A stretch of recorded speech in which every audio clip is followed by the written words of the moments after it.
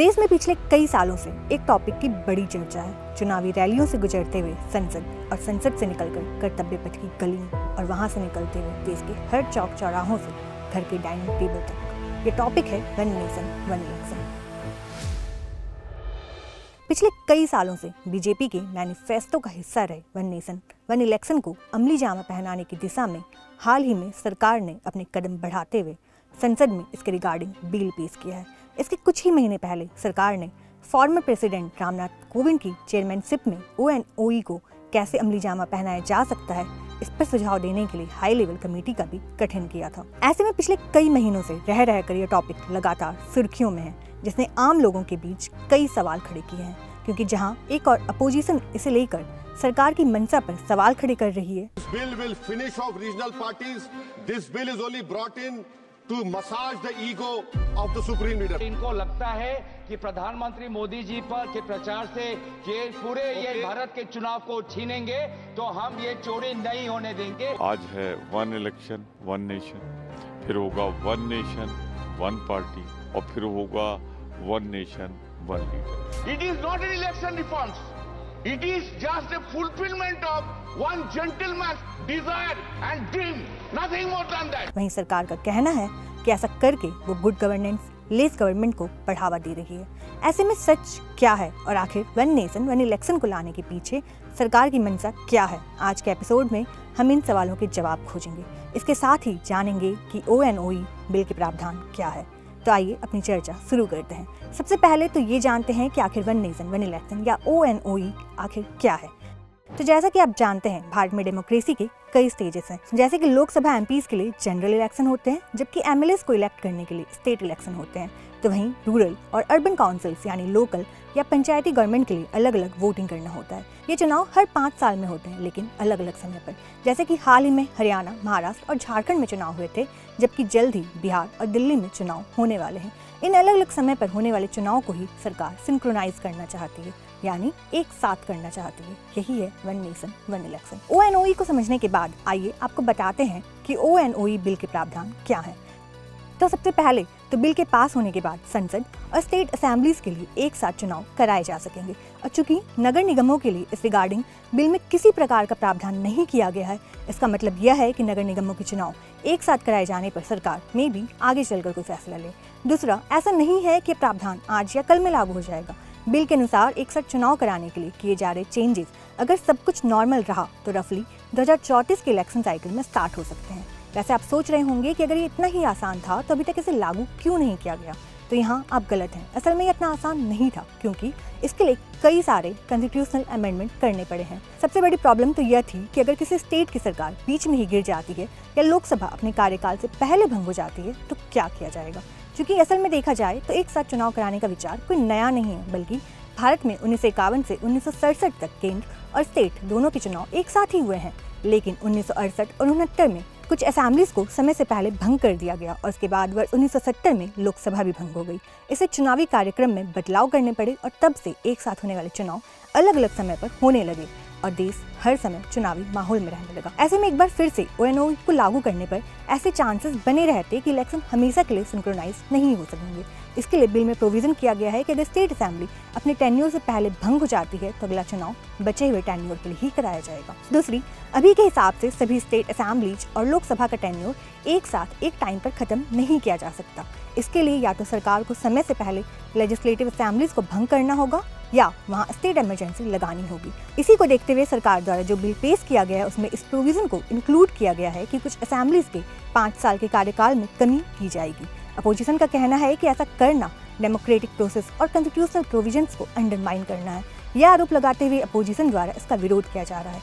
लेकिन क्या अपोजिशन का आरोप सच है? तो जवाब है नहीं, क्योंकि जैसा कि रामनाथ कोविंद कमेटी ने कहा है, किसी चुनी हुई सरकार का टेन्योर कितना होगा यह हमारे कॉन्स्टिट्यूशन का बेसिक स्ट्रक्चर नहीं है, बल्कि free and fair elections, rule of law, independent judiciary etcetera हमारे कॉन्स्टिट्यूशन के बेसिक स्ट्रक्चर है। दूसरी सरकार जो भी कदम उठाने जा रही है वह एक तरफा नहीं है। क्योंकि सरकार किसी एग्जीक्यूटिव ऑर्डर के थ्रू कुछ भी नहीं बदल रही है, बल्कि सरकार ने इसके लिए कंप्लीटली डेमोक्रेटिक प्रोसेस का सहारा लिया है। कॉन्स्टिट्यूशनल अमेंडमेंट के थ्रू ऐसा किया जा रहा है। तो वहीं इस बिल को लाने के पहले सरकार ने HLC का भी गठन किया था। साथ ही अपोजिशन के प्रपोजल पर सरकार ने बिल को JPC यानी ज्वाइंट पार्लियामेंट्री कमेटी के पास भी भेजा है, ताकि सभी के रिकमेंडेशन पर काम करते हुए आगे बढ़ा जा सके। माननीय अध्यक्ष जी, माननीय सदस्य बालू साहब ने कहा कि इसको JPC को दे देना चाहिए। जब ये संविधान सुधार का विधेयक, संवैधानिक संशोधन जब कैबिनेट में चर्चा में आया, तब प्रधानमंत्री जी ने स्वयं मंशा व्यक्त करी थी कि इसको JPC को देना चाहिए। इस पर विस्तृत चर्चा सभी स्तर पर होनी चाहिए। इसलिए मुझे लगता है कि इसमें सदन का ज्यादा समय जाया करे बगैर, अगर मंत्री जी कहते हैं कि इसको JPC को सौंपने के लिए वो तैयार है, तो JPC में सारी चर्चा होगी और जब JPC के रिपोर्ट के आधार पर कैबिनेट इसको पारित करेगी, तब भी फिर से चर्चा होनी है।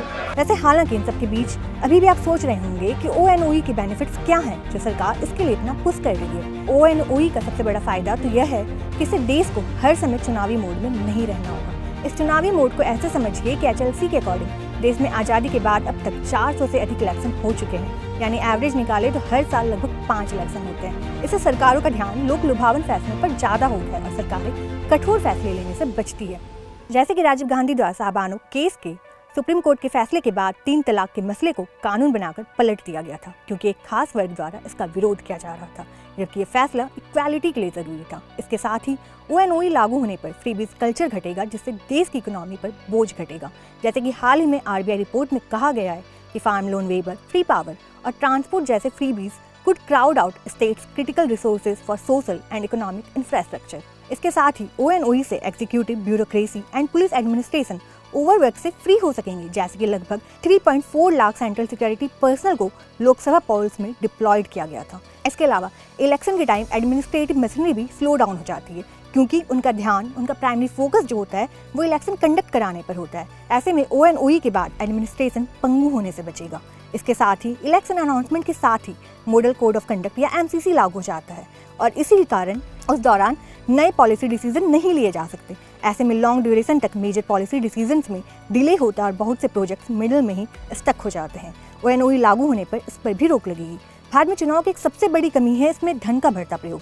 एक साथ चुनाव कराए जाने पर इसमें कटौती होगी, जिससे पार्टी कार्यकर्ताओं द्वारा भ्रष्टाचार, काले धन, गलत तरीके से धन उगाही और चंदे पर रोक लगेगी। अगर चुनाव एक साथ होते हैं तो खर्चे भी कम होंगे। जैसे कि अनुमान है कि 2024 के चुनाव में लगभग 1 लाख करोड़ रुपए खर्च किए गए, जो 2019 के चुनाव में खर्च किए गए 55,000 से 60,000 करोड़ रुपए से लगभग दोगुना है। इसके अलावा ONOE का फायदा यह भी होगा कि इससे हॉर्स ट्रेडिंग में कमी आएगी और सरकार ज़्यादा स्टेबल हो पाएगी। साथ ही पॉलिसी चेंजेस पर रोक लगेगी। लॉ कमीशन के अकॉर्डिंग ONOE से वोटिंग परसेंटेज भी इंक्रीज होगा। इन बेनिफिट्स को देखते हुए ही इलेक्शन कमीशन ने 1982-83 में एक संशोधन लाने का सुझाव दिया था, ताकि चुनाव फिर से एक साथ आयोजित किए जा सके। तो वहीं 1999 में न्यायमूर्ति BP जीवन रेड्डी की अध्यक्षता वाले विधि आयोग ने भी इसके मातहत वकालत की थी। नीति आयोग और संसदीय स्थायी समिति जैसे संस्थाएं पहले भी एक साथ चुनाव कराने के मुद्दे की जांच कर चुकी है। इस बाबत parliamentary standing committee on personnel public grievances, law and justice ने दिसंबर 2015 में अपनी रिपोर्ट प्रस्तुत की, तो वहीं 2017 में नीति आयोग ने भी ONOE की सिफारिश की थी। इसके साथ ही 21वें विधि आयोग ने भी माना था कि एक साथ चुनाव कराना आइडियल और डिजायरेबल है। यानी इतना तो साफ है कि ONOE का फैसला आनन फानन में लिया गया तो चुनावी जुमला नहीं है, जैसा कि अपोजिशन द्वारा आरोप लगाया जा रहा है, बल्कि इस पर लंबे समय तक काम करने और सभी स्टेक होल्डर से बात करने के बाद सरकार इसे अमली जामा पहनाने जा रही है।